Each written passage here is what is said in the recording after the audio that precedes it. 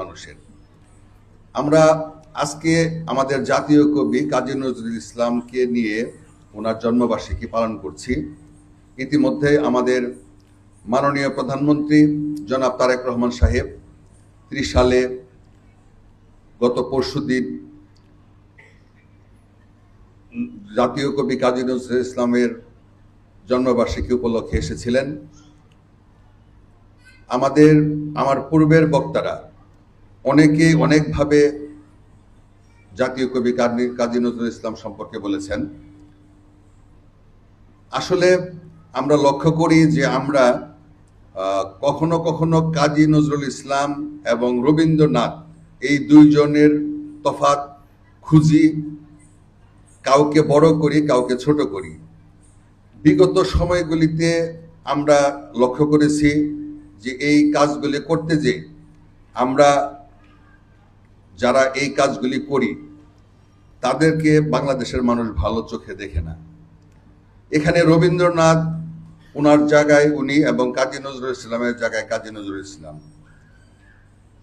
আমরা কাজী নজরুল ইসলামের জীবনী যদি লক্ষ্য করি, একটা মানুষের এত প্রতিভা, এটা আল্লাহ প্রদত্ত ছাড়া, গড গিফটেড ছাড়া এটা সম্ভব না। ইতিমধ্যে আমার পূর্বের বক্তারা বক্তব্য রেখেছেন, উনি প্রাতিষ্ঠানিক খুব একটা শিক্ষা গ্রহণ করেন নাই।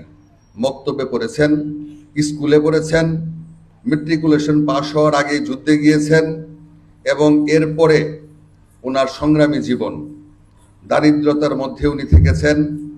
বিভিন্নভাবে যখনই সমাজে রাষ্ট্রে উনি অবিচার দেখেছেন, অন্যায় দেখেছেন, তখনই উনি প্রতিবাদ করেছেন। উনি ওনার কবিতা, উপন্যাস, গল্প, গানে উনি কখনো বিদ্রোহী, কখনো প্রেমিক, কখনো সাম্যের গান, কখনো উনি সমাজের অসঙ্গতি উনি তুলে ধরেছেন, যার ফলশ্রুতিতে একটা বহুমাত্রিক জীবন উনার ছিল। উনি খুবই অল্প সময়, এই অল্প সময়ে দুই যুগের মতো এই অল্প সময়ের মধ্যে এই গুণ ওনার লেখনীতে এই গুণাবলী আমরা লক্ষ্য করি।